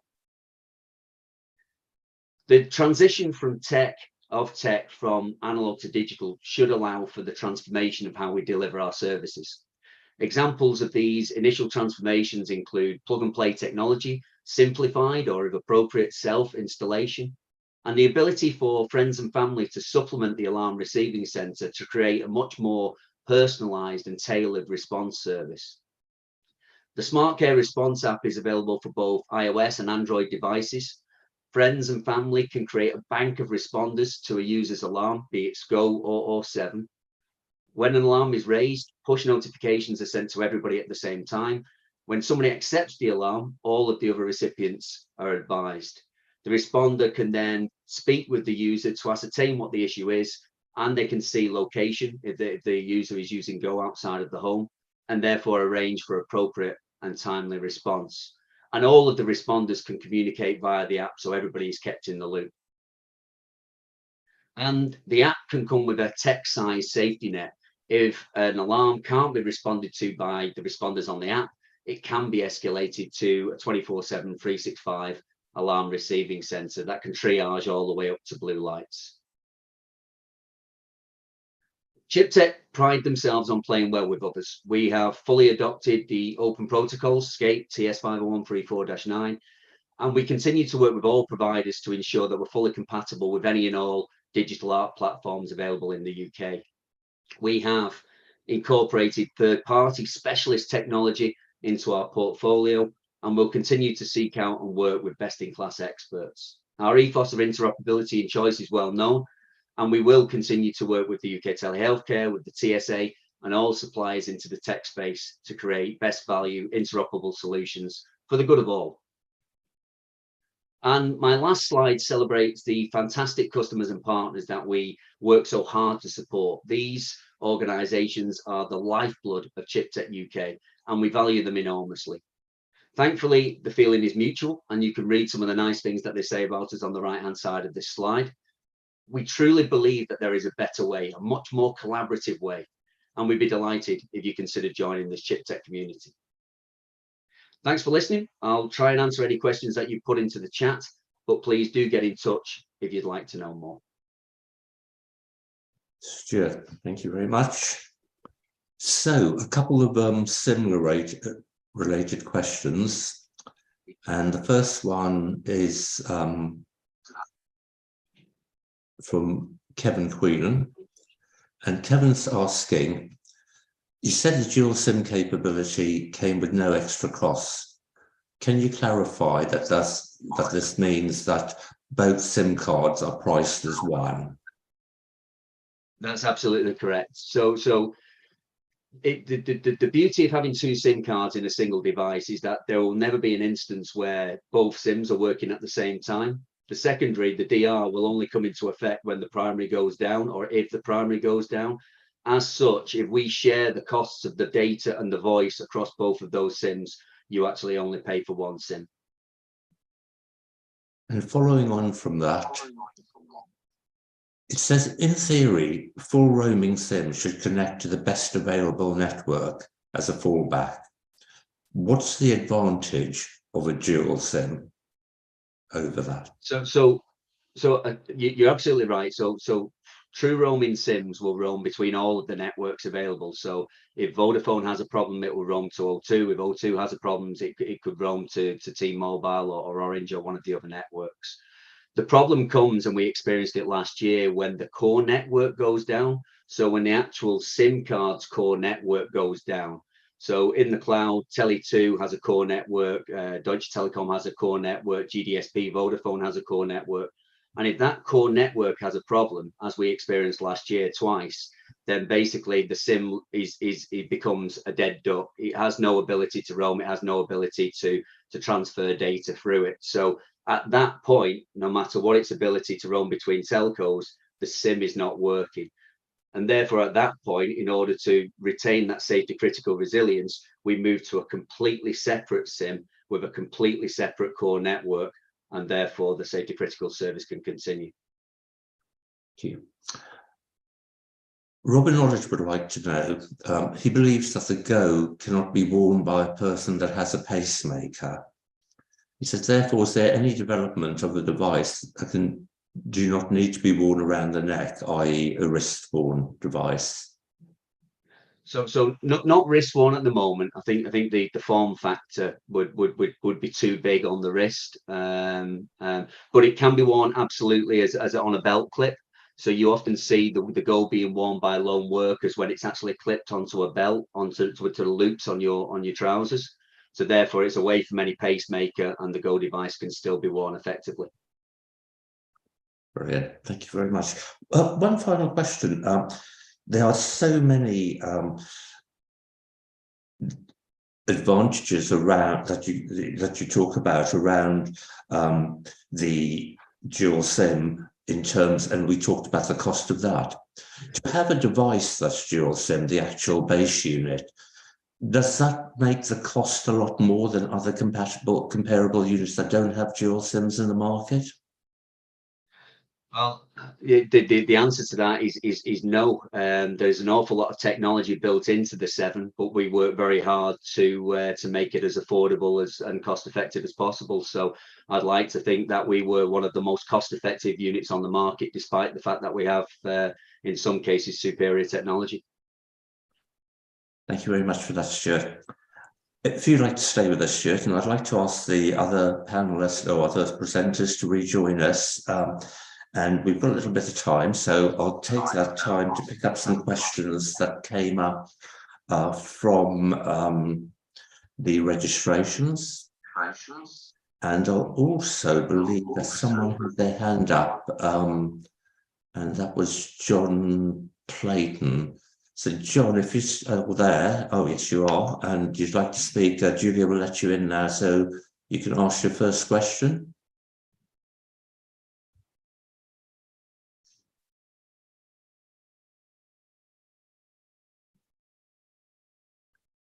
Well, while John's sorting out his connection, let me pick one of the questions that came from the registrations, and I think this is something that'll be of interest to everyone, really. But I'll start with David. You have to throw someone under the bus first. So the question is from Lawrence Coote of NRS. And Lawrence says, what comes after 2025? What will the industry focus on when it's done moving to digital? So I think what we're really talking about is, we talk about the proactive, predictive services, etc., and we need to get to digital first. What do you see are the plans of your organisations in that post-2025? I think it's worth acknowledging to start off with, at the current rate, the people switching to digital would only be at 25% of people and services switched over. So post 2025, there will still be people upgrading. And that's why we developed the digital bridge to help to stop mass failures, which is really important. However, the core thing is digital should become the foundation for delivering care. And that's the great thing. Once we're in the digital world, there's so much more that can be done, making use of video, social calling for friends and family, to be involved in that sphere of care. And it is the answer to the question of how do we take a creaking social care system and make it work across an ever-aging and increasing population. And actually, the key thing is the technology is now advancing at a huge rate, and ensuring that the platforms we produce can take all of those inputs and use them effectively to become proactive, to actually recognize when people are going to, before there's an incident that causes an emergency, and to get carers, to get, social carers involved in that before it becomes an issue. And create the enhancements that support the service. That's why when we created CareNet Evo, we said, well, we need it to do everything that telecare can do now, but be ready for everything that comes within future. And, I was asked a question at the beginning around whether we can work with other providers, and absolutely, we built it to be able to do that. And so that commissioners can have SBR in our platform, where they can monitor all those inputs and not have separate systems for every single one. And it's now around the whole of the care industry. And this is absolutely going to involve the ICSs that have been launched in the last, I think it's year, seeing telecare and digital telecare as the kind of the focus where all the different services they're putting in place come together, whether that be apps, IoT devices, and ensuring that everything is developed with open protocols as well along the way. And it hopefully will solve that big problem that social care has. I think that's it. And if I could add in there, I think, at the moment there's kind of this digital switch that I'm sure as a service provider is just one big headache that you don't need. And it all seems a little bit pointless because it worked fine before. But actually, I think what we're going to see post 2025 is the real innovation that's going to come from putting everybody on this digital platform. And the thing that gets me is this is stuff that we all use in our daily lives in other areas, but it's just something that's never been applied to the telecare market. And the big thing, I think, for us is going to be data and getting all this data. And like David said, using it to predict. And, you know, at the end of the day, if you think about what we do at the moment is we raise an alarm when someone's hit the floor. Somewhat pointless, you know, somewhat half an hour too late. And it's trying to get into that predictive and being reactive and being clever with it and learning behaviors and all this kind of thing. And for me, post 2025, when we're all on digital, is when we start to see the benefits of it. And it's when it starts to get interesting. Thank you. Stuart, any thoughts on that?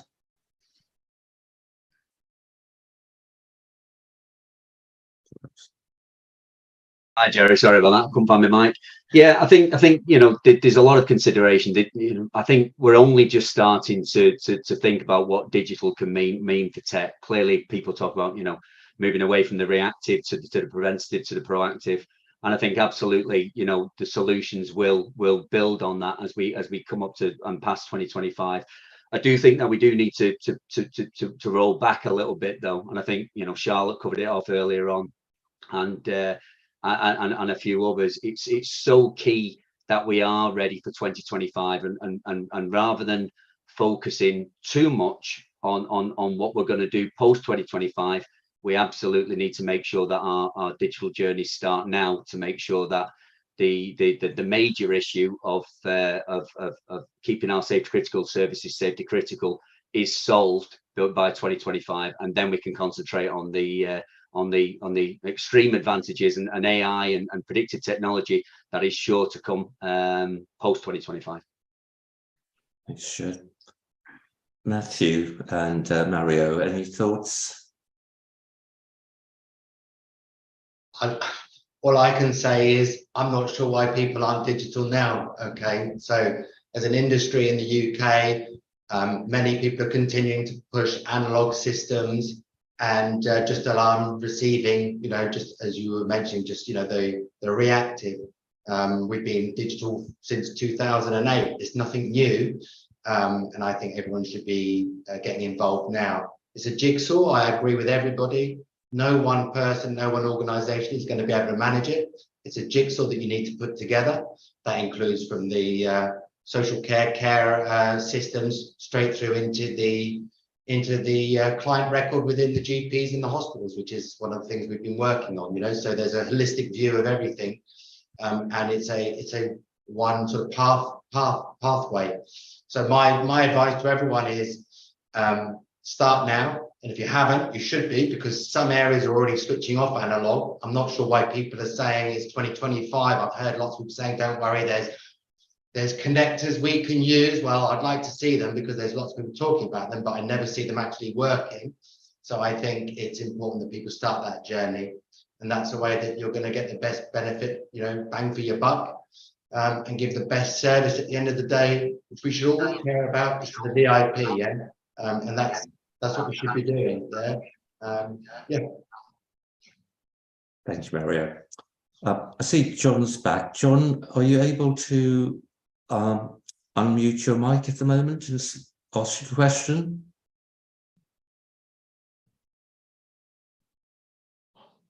Still. Okay, I'll move on to the next question then. This is a question from Mark Westall from Tendering Council. So Mark says, are there any developments in the charging mechanism for SIM cards that are only used when VoIP isn't available? So I think what Mark's asking is almost like a pay-as-you-go SIM card that only kicks in when the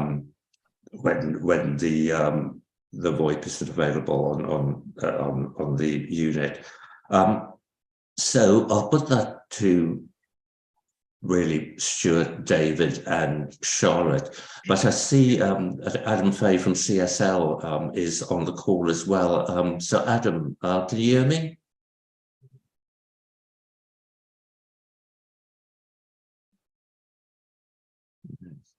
Okay. Do you want to kick off, Sure. David? If you've got any thoughts on the You're going to Stuart first on that one. Okay, let's finish. I'll jump in. I'll jump in. So I mean, I understand the question, and I understand, you know, that this is the first time that TECS ever really had to, you know, pay for connectivity. Before now, we've obviously plugged into telephone lines that are already available. I think I mentioned in my presentation that, you know, best practice would be to have two separate data pathways in the residential unit. So you have a main and a DR. And the broadband, the VoIP that's been mentioned in the question, can be one of these pathways, but a single, or in ChipTech's case, a dual SIM needs to be the other. And I think, you know, if you look at it from a commercial perspective, even BT and Vodafone advertise a bulletproof broadband where the router is backed up with a SIM, and that's just for Netflix resilience, which, you know, that's hardly safety critical. So for a SIM to be necessary, it comes at a cost. You know, you have a mobile phone contract, and basically you get X amount of minutes and voice per month, and you pay X amount per month, and that's the way that SIM cards come. We do have the option, certainly at ChipTech, where you can pay for the SIM monthly, and we then only bill for the SIMs that are actually live out in the field, which is a good way of saving costs if units are going to be kept on the shelf and not actually gone live. Therefore, you're not paying for it if it's not actually with a service user. Excuse me. But if you're going to pay for the SIM anyway, then for me, you've got to take complete advantage of its transformational qualities, and that's what we've got to do with digital. We've really got to use digital and SIMs and remote technology to transform the way we deliver our tech services, not just move to digital, pay the cost, and achieve the status quo. So, you know, those transformational qualities are, you know, simplified, if appropriate installation, plug and play technology, position anywhere in the home, secure over the air updates. All of those things come when you've got a permanently switched on, always live unit, and that SIM card brings that to the table. One thing I would say about cost is I'm hoping that as we increase the volume of SIMs into the tech space, and bear in mind there are currently around 1.4 million dispersed alarms out there. So when all of those go digital and when all of those have got a SIM card in them, we should be able to drive down connectivity costs. And ChipTech are absolutely committed to passing on any savings achieved to our customers. Can I just say one thing, Jerry? I came from the mobile networks, yeah. So as you know, O2, I built their bloody network, so I understand networks very well.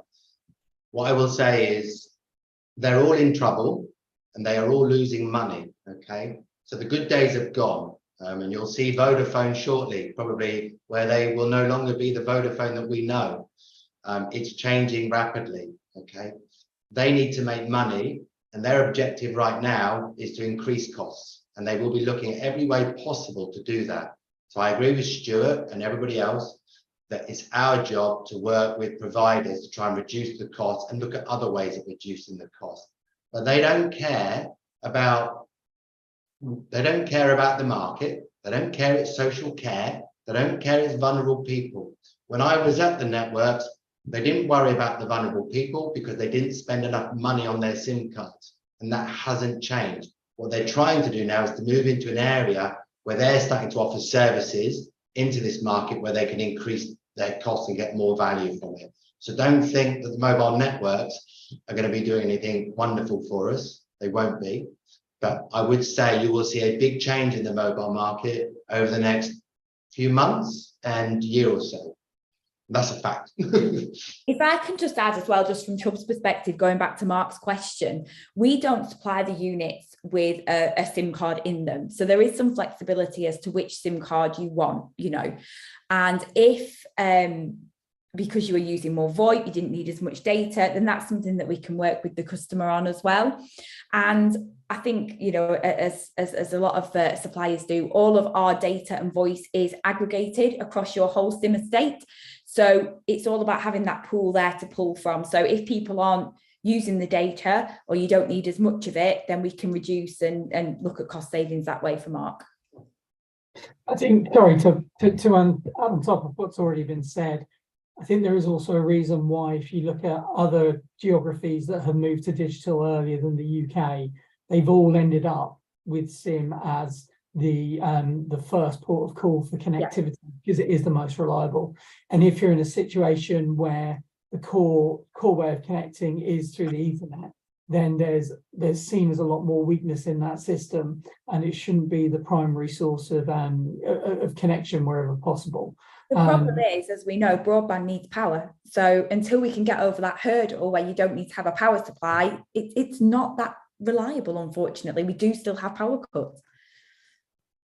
Absolutely. And hopefully we've avoided any brownouts and power cuts in the UK, but we still don't know what's going to happen over the next year or two. And there's also, because we are running cloud-based platforms alongside this, and we always say with our costs, it's not just the SIM, it's the whole connectivity and the digital platform upkeep as well. So there are ongoing costs as apart from just the SIM card.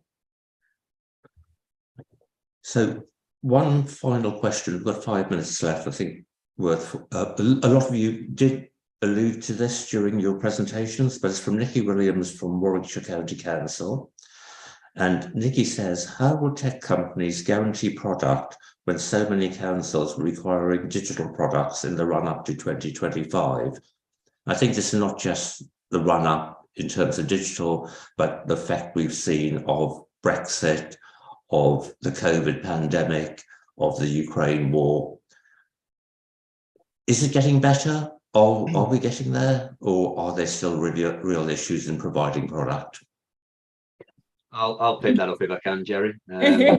So there's no doubt about it. You know, the ability to get your hands on digital products is going to become one of the biggest issues as we head towards 2025. I think I mentioned 1.4 million dispersed alarms in the UK, and we're probably, you know, only churned 200,000 so far. So there's probably about 1.2 million dispersed alarms to, you know, that need to go digital over the next 3 years, less than 3 years. So from a supply point of view, ChipTech are a manufacturer.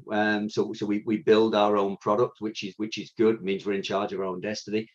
We've invested heavily to ensure that we've got a robust supply of products for the UK. What we tried to do over the past 12 months is design out any problematic components and then make our supply chain for the products that we do, for the components that we do need, as robust as possible. In addition, we've tripled our production lines and with it our volume capabilities, and we've keep round about 3 months of stock on the shelf in the UK. So when I make the claim that we can cope with all of your immediate year-end requirements, I do have stock to be able to do that. After that, our lead times are currently on about 2 to 3 weeks, and we intend for them to stay that way. From our perspective as well, we designed our entire production process and we manufacture ourselves. And actually the Smart Life alarm, which is probably the one which we're seeing the high volume and the biggest concern over, we designed that during the pandemic. So all those supply chain issues were evident at that point, and we've ensured that we've got absolute line of sight over future availability of components. And we're ordering a hell of a lot in advance to make sure we can meet those demands. So I think I said we've got thousands in stock in the UK, we've got thousands on boats coming here, and we've got thousands being manufactured.